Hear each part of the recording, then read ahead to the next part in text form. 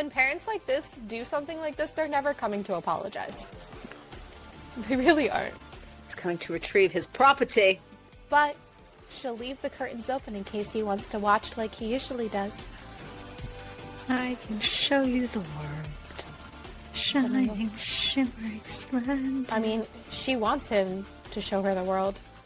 Virgin. Virgin. We read Virgin.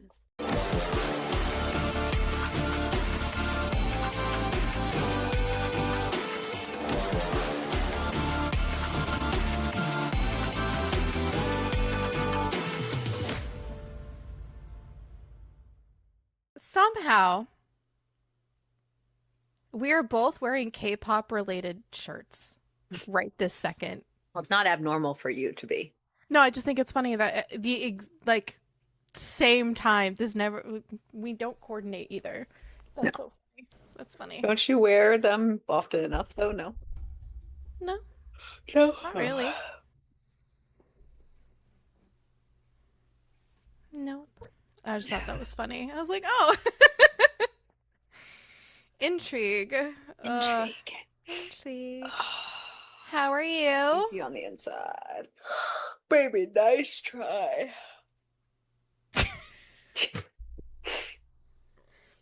I guess she's okay, I guess. I'm living. Kind of. I'm living. Yeah. Summer school is finally over, just in time for regular school to be starting up again. Yeah. Unfortunately, real life doesn't care that we want to do other things. No. No. But you know what else doesn't care about things? Our regularly scheduled programming. Because surprise, we are not here to discuss the book that we said that we were last week. So, in case you didn't know, / we didn't make it obvious enough along the way, next month, where we kind of take a little bit of a break-ish in between doing our wheel and our holiday shenanigans, we're going to do a new thing called DNF Diaries, where along the way, the lore along the way. Yes, along the way, if we have, it's more of a recent discovery, but so it's not back. We should have backed. I wish we had done it long ago, but we've DNF'd so many books. So many books. But as of a few months ago or so, ever since when we find a book that we really want to DNF, instead of reading it and just sucking it up, we record anyways and do our DNF diary segment. So we're compiling those into little snippets and putting them all into 1 or 2 episodes. I think 2 episodes was my goal. And we'll air them in September. And so this book that was supposed to be for this episode will be a part of our new DNF diaries. Yay! So instead, we read Virgin. Extra Virgin Gargoyle. Virgin. Virgin. We read Virgin. Extra Virgin Gargoyle by Honey Phillips. And mostly just because it sounded funny. Yes, and the funniest part was when Ariel got partially through it and she goes, wait, he's a virgin, sweetheart. That's why it's called that. Yeah, but I don't know why I thought it was going to be her. Brain. Well, brain. In case you were curious, extra virgin gargoyle meant the gargoyle is the extra virgin. Listen, I've been struggle busing finishing out summer school. Okay, summer school went way longer this year than ever. It was intense. It was good but intense. So, and I don't have much of a break to go back to school, but we're here. We're living alive. Sometimes we're here. Honestly. So I have a tiny bit of time to turn my classroom back into normal classroom instead of summer school classroom, and then bam, time back to school. Yeah. But on the plus side, it just means that like we've been pushing and this month's almost over, and the good news is we'll be able to take a little bit of a break and maybe we'll come back and Ariel should come back because Ariel has disappeared now. What the fuck is going on? I don't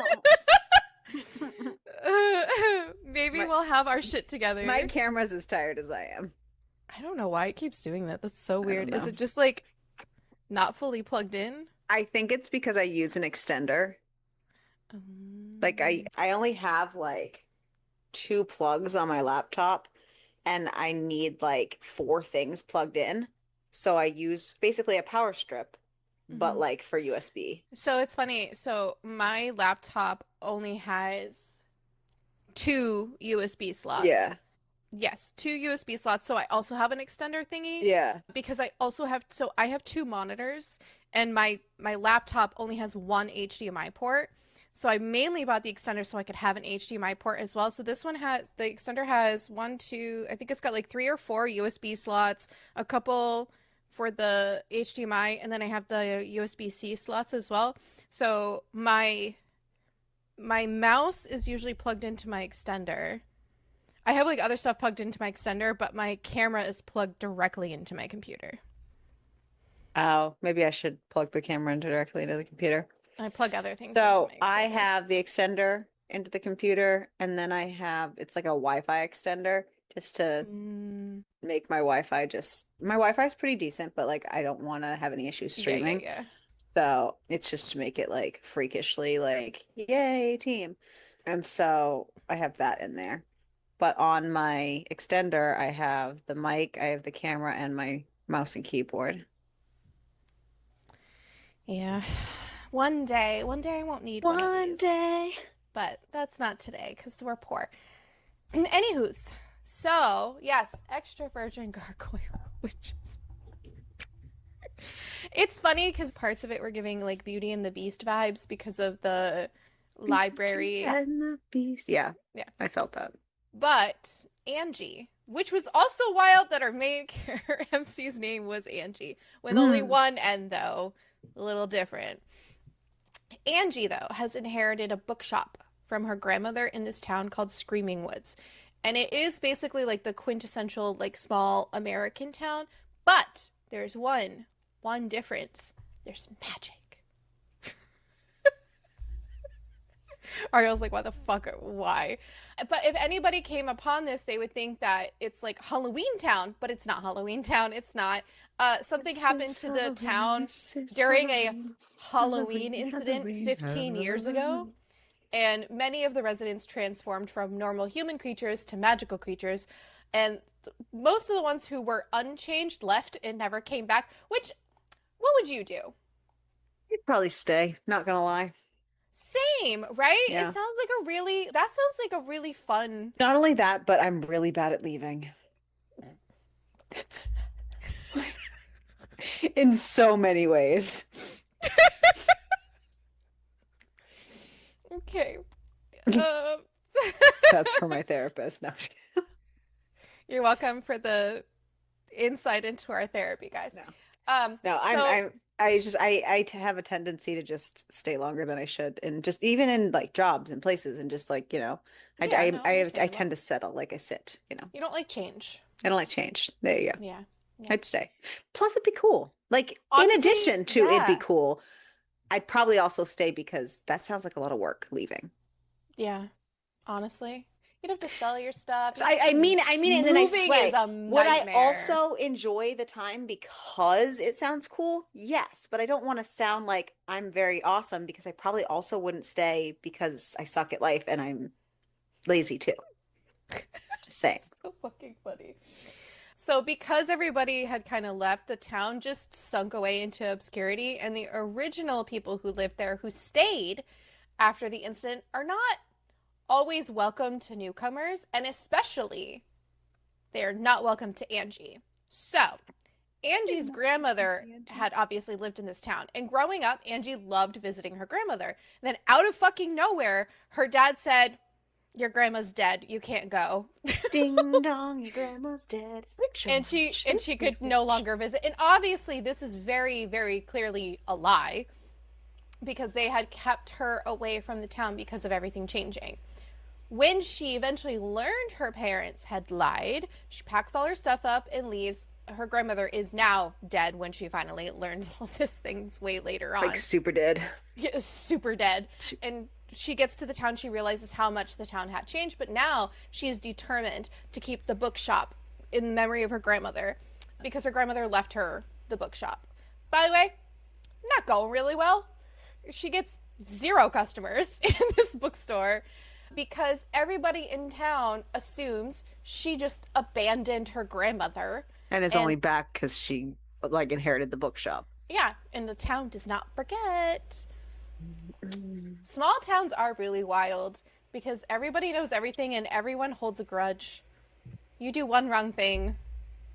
It's a It's not like it's a we weird know. place. It's a It's weird not like vibe. we know anything like that ever. And I know this is gonna sound crazy because I was crazy once, but they I thought I knew small town life just because where we lived before. This Mm-hmm. is a whole different world where I Yeah. am now. She decides that she wants to take a little break because honestly, what fucking customers are there? She can take a break whenever Mm. she wants. And she wants to go take a walk because everything is just, She it's just so, needs a minute.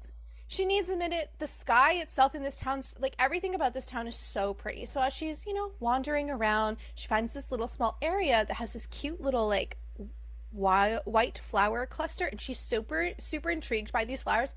Honestly, same. And she wants to climb up and touch them.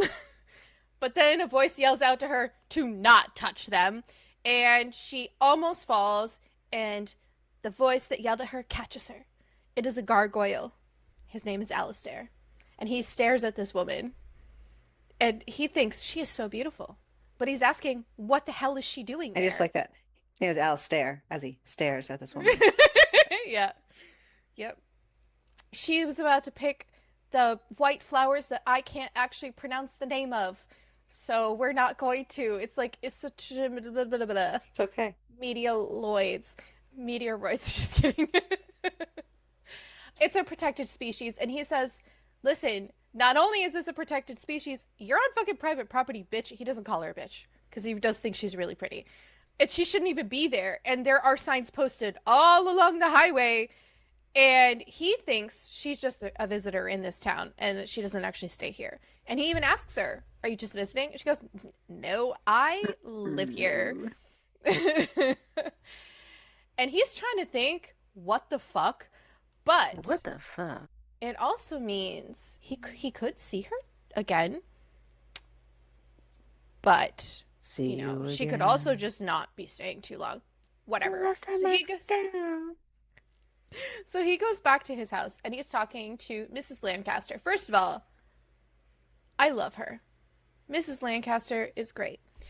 And he tells her about the fact he ran into this woman. He describes her to Lancaster and learns her name is Angie Taylor, and she's related to Zelda Taylor. And I was like, oh, okay, so we're just going with it with the name. Which she was the owner of the bookshop. She's Angie's grandmother, blah, blah, blah, blah.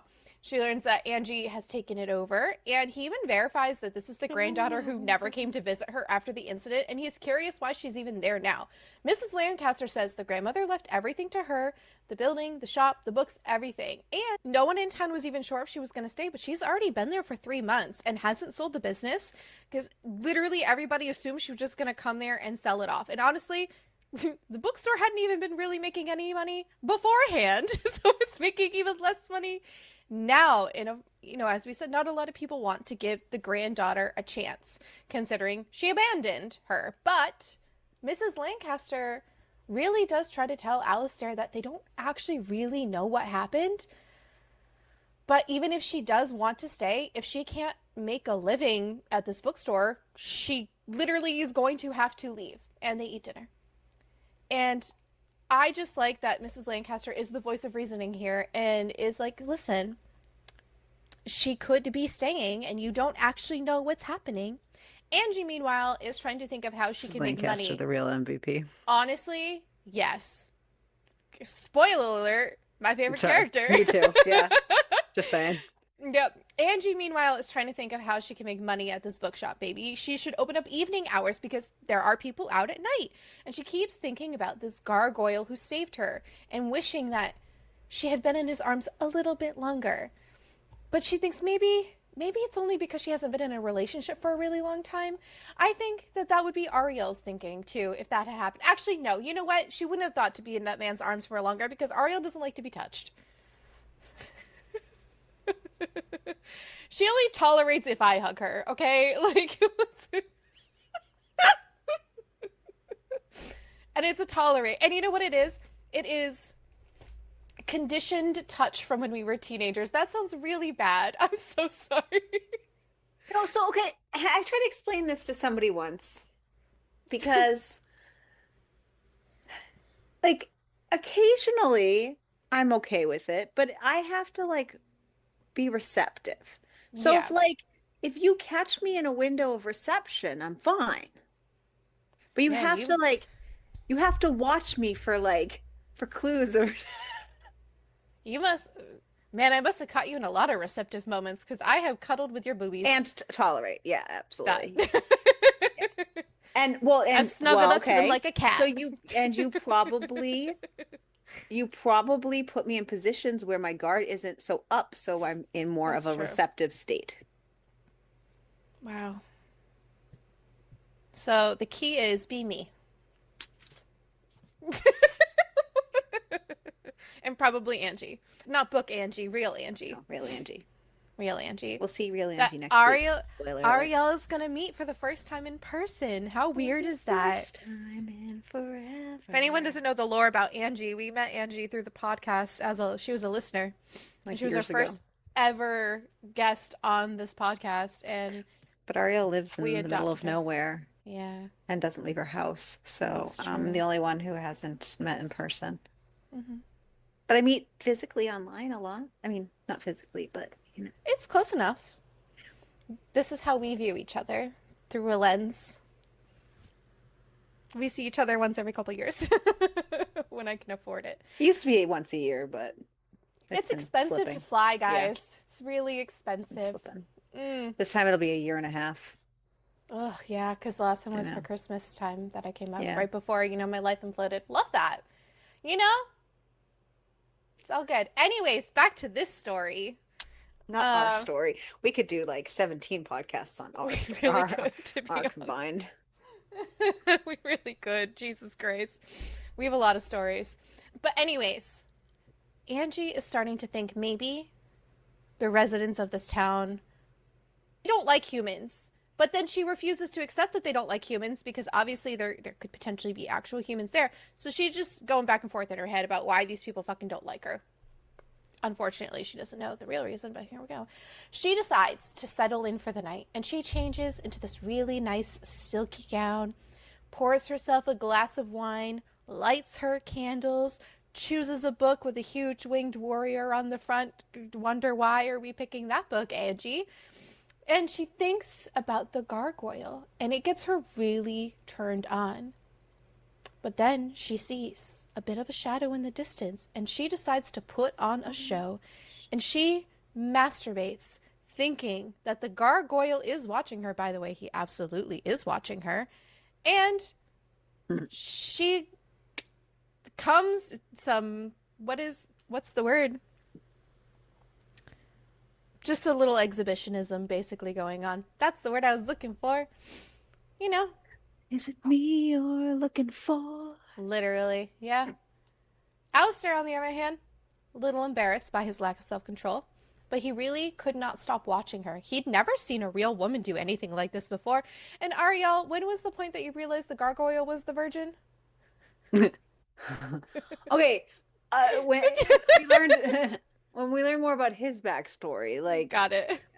listen, my brain To be fair, has he does been go in into it a little bit full- here. Yeah, your brain's been a little broken. It's okay. My brain's been busted. It's okay. I'm like head patting you from a distance. It's okay. Fuck. You can't. I talk about being a cat to your boobs. I'm sitting here patting your head from a distance. We're like, okay. Can you Can you tell guys the tell it's summer's almost the winding summer? down? Is- Oh God. Yes. We're So losing the plot.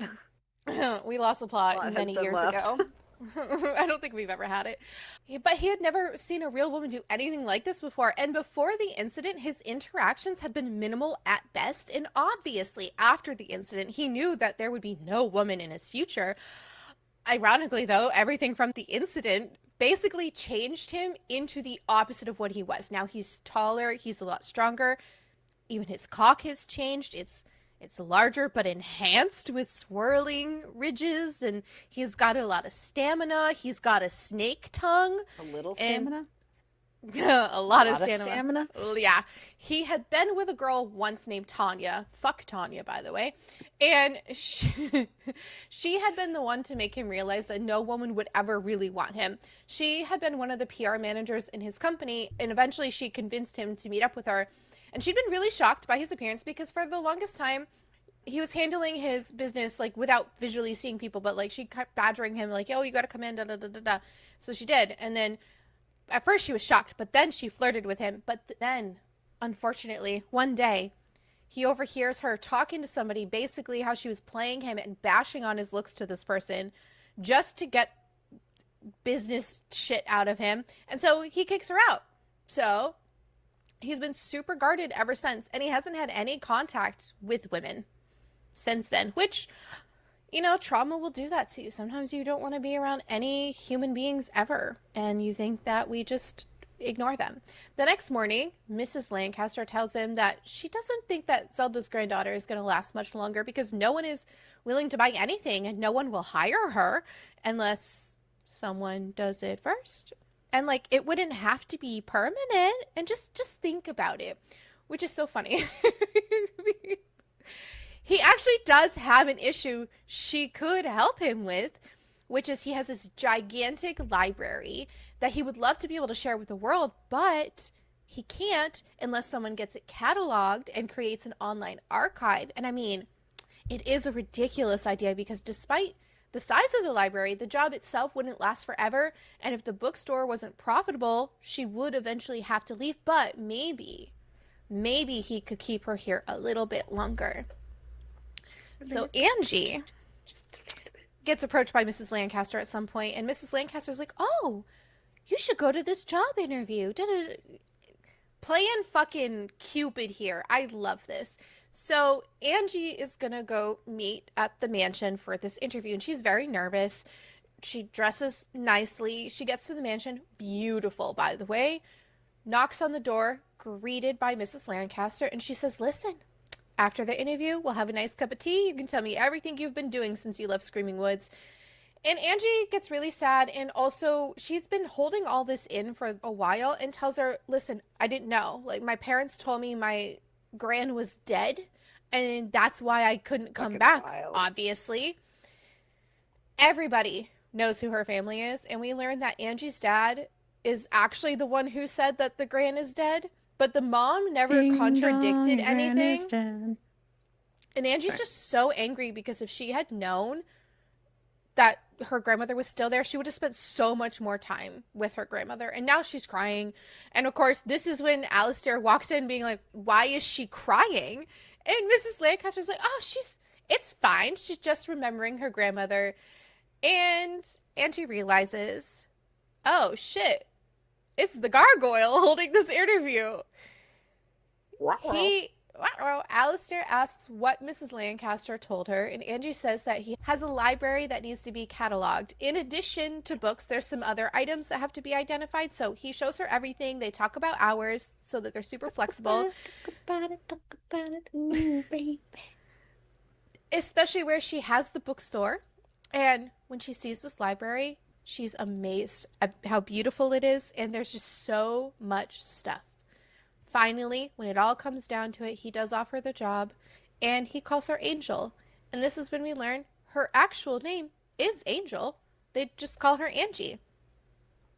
Weird. And she goes, not weird. I guess I shouldn't say weird, but weird no, that it was he a knew, weird. yeah. It was a weird Weird situation. scene. It was a weird 'Cause scene. Yeah. She goes, "How did you know?"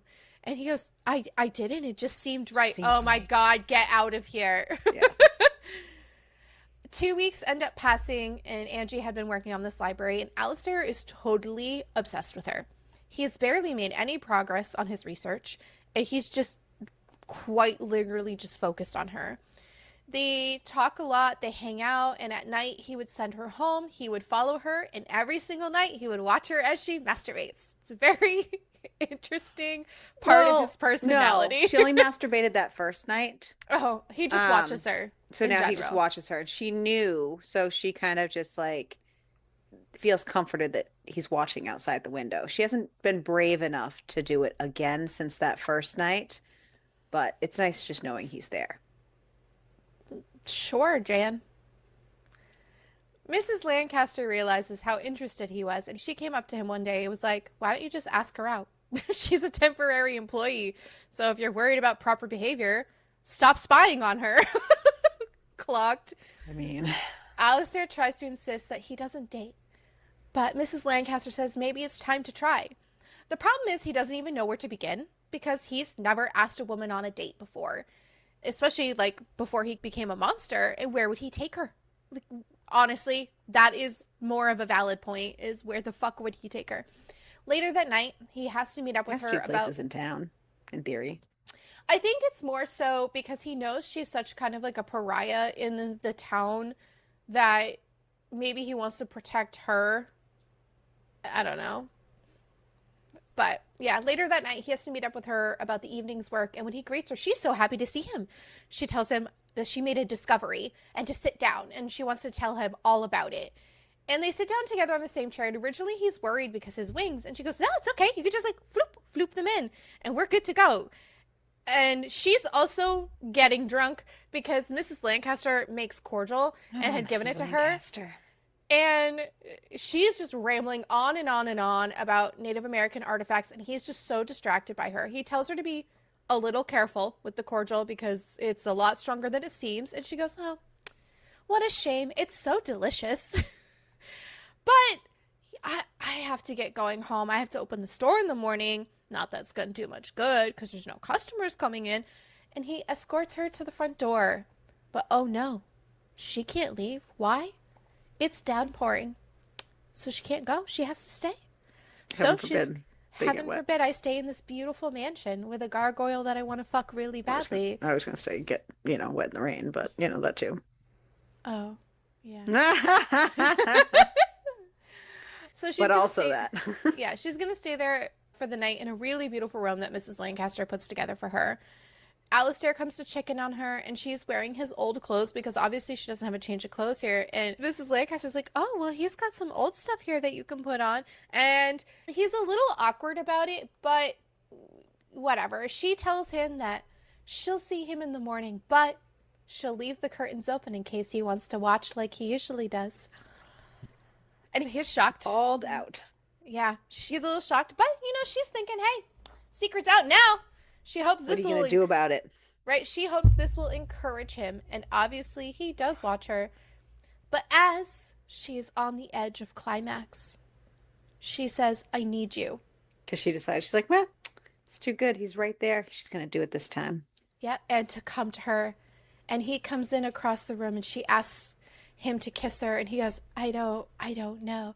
And she grabs his horns and pulls him down and kisses him, and then she locks her legs around his waist and like starts to grind up against him, and she comes. Actually, they both end up coming, which is really funny. Because she is not the extra virgin gargoyle. No, she is not. No, she is not, Crystal says. Nope.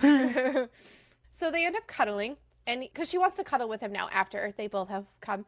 He's shocked because a lot of people don't want to cuddle with him. And she finally gets to see what he looks like naked because he just strips down. He's got a 10-pack, really large cock. And she thinks, oh, it's not the same shape as a human one. The tip is really flared rather than rounded. And it's really thick and she got distracted. But he is also hard again because, listen, he can come and immediately floop. But Alistair can see the look of satisfaction of Angie's face. And... I can show you the world. Shining, shimmering, splendid. I mean, she wants him to show her the world. That's for damn sure. So he makes sure that this is what she truly wants. And They almost end up fucking. He gets just barely into her, and she whispers his name, and he comes immediately. But apparently he goes, but I didn't fully climax. And she says, I guess we're not finished. She learns that apparently gargoyles have a knot. And he ends up fucking her and knotting her. Just like And that. he doesn't know how long they're going to be together because this has never happened before. And she's a little shocked, but she also said, you know what? That would have been kind of nice to know. Girl, he didn't know either. I guess it would have been nice if he knew too. He asks if she didn't like it, and they're trying to get into a comfortable position until the knot can go down. And she just snuggles into his chest, saying, it's actually kind of nice. And she knows that he's not going anywhere, and he tells her that he will stay for as long as she wants him to. They wake up the next morning, and they're still tangled in each other, and Angie just thinks, damn, he is such an amazing man. A gargoyle man, but What an amazing one. an amazing one. And, this form does have some advantages, the tongue, the cock, you know, The stamina. um, she, everything. And she's still like, she didn't think he She's a had a big lot of fan. experience, so she decides she's going to give him a blowjob. Jesus. Because why the fuck not? And he's a little shocked at first, but he is so into this. And as soon as he comes, he lifts her up over his cock and plunges her right onto it in one fucking thrust. And then immediately fucks her until he knots her again. Then she remembers, oh fuck, I need to open the bookstore this morning. And while no one will be there, it is her business, and she needs to treat it that way. She failed her grandmother by not being there for her, so she's not going to fail her by letting her shop fail as well. Alistair says that she could just move in with him and that it wouldn't matter if the business was successful or not. Okay, Bro. first of all, I was with him until this point, and then I was like, sir, come the fuck on, dude. So she says, you have got to be kidding me. She's like, I just told you that I owed it to my gran to be successful, and I am not some little pet you can just keep around the house. And of course, all of this is happening while he's knotted in her too, so it's not like she can get away. But as soon as the knot goes down, she needs to leave. But her thought process of this being rude took about 2 seconds, and then she's thinking, well, even though he had been insensitive, maybe he did mean that we could have a future together. And asked, Maybe he just doesn't know how to communicate. Yeah. Hours later, she's regretting her decision to leave because the store is very fucking empty. And she tried to call him. And she misses him. She does, yeah. She tries calling him, but he's not available. And then all of a sudden, the door little chimey thingy rings. And in come her fucking parents. And Angie, shocked, because, yeah, she had told them where she was going, but there was no fucking way she thought they would ever come there. Honestly, they're going there because her father wants her to go home because they think this is just such a foolish idea. She thought they were coming to apologize for lying. In what world do you think that they were coming to apologize for lying is my question. When parents like this do something like this, they're never coming to apologize. They really aren't. He's coming to retrieve his property. Yeah, exactly. Her father insisted that this was for her own good, but they do need to talk. She asks her mom why she let her dad tell her that her grandmother was dead. And her mom finally admits that she was just afraid because the mom herself never really fit into the town anyways. And everybody loved, her grandmother despite her being super eccentric. And she thought it would be different when she went off to college, but she didn't fit into college either. And while her mom had told her that it was everyone else's problem at home, she was happy. And then she met Angie's dad. Okay, great. Angie's dad sucks.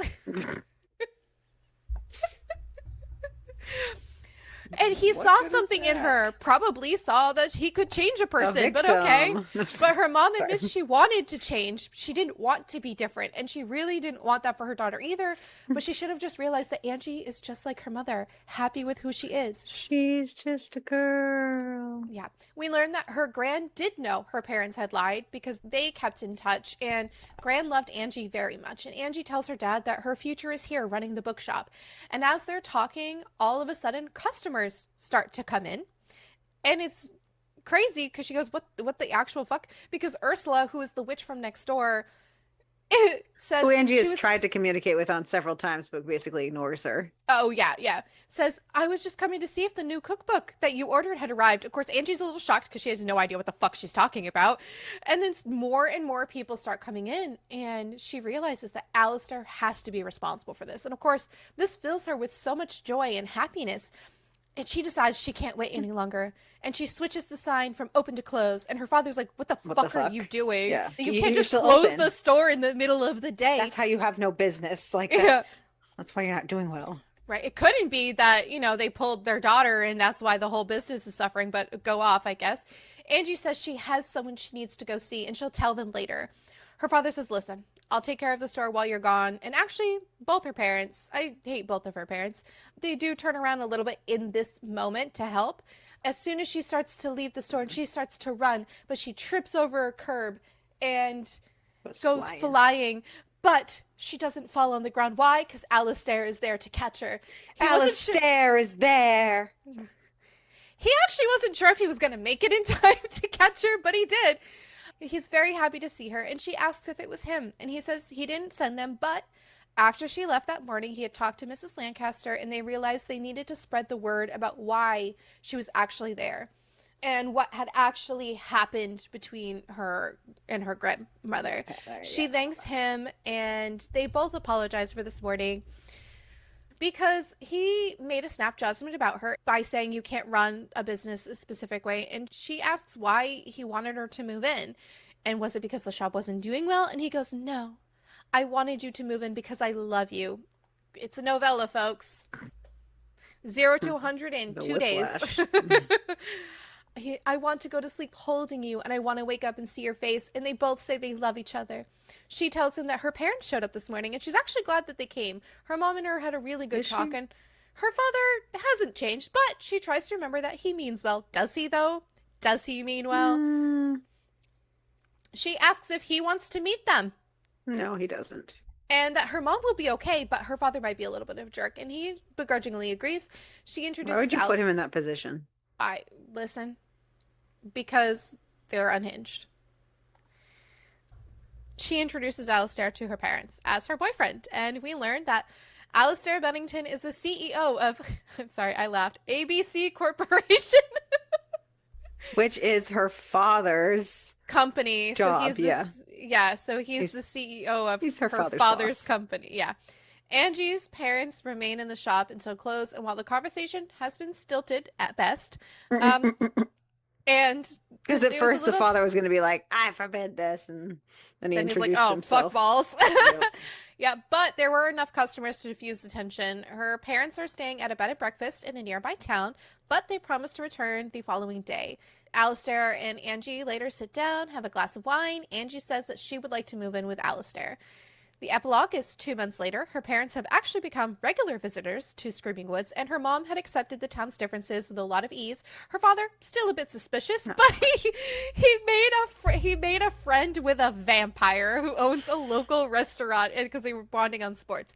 Alistair asks Angie to marry him, and then suggests that maybe while they're locked together, they could like fly together. And they do. And that's the book. Weird. So, Weird. anyways, favorite character. Mrs. Lancaster. Hell yeah. Mrs. Lancaster is the goat. Least favorite. Her dad, her parents in general. Yeah. Her mom is a weak bitch with no spine, and her dad sucks. So, It'd be like yeah. that.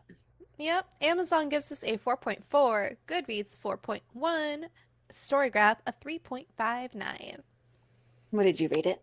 I gave it like a 3. I gave it like a 3.5. It was fine.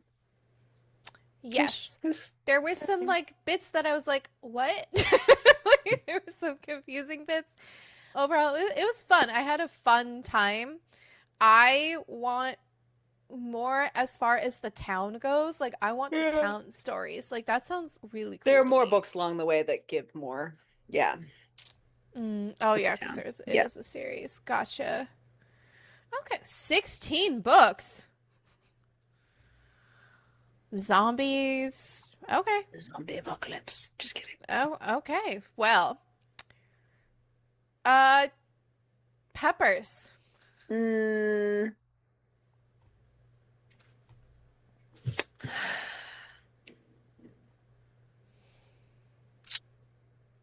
It's weird because I want to call it a Serrano, but I don't at the same time because we had the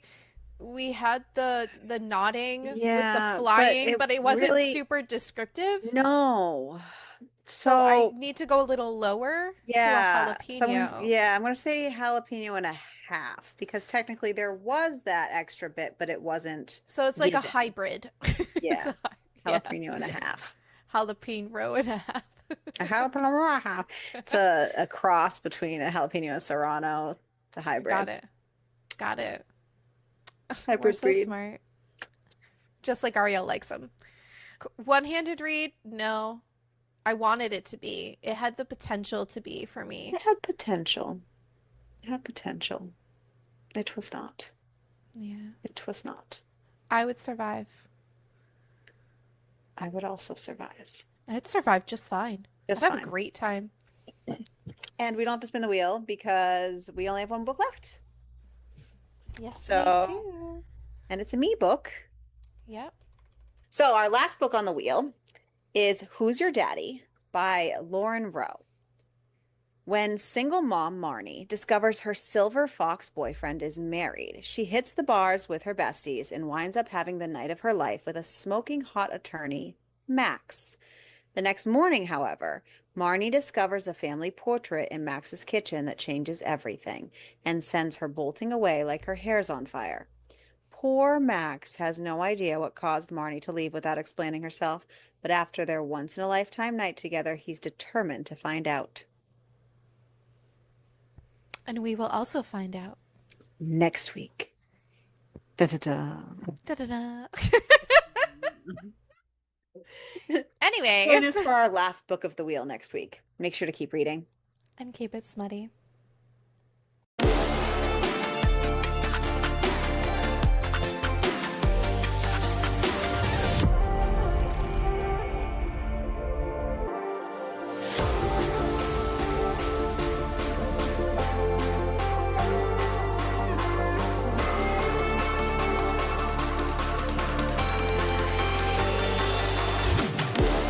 Oh, fuck. Oh, fuck.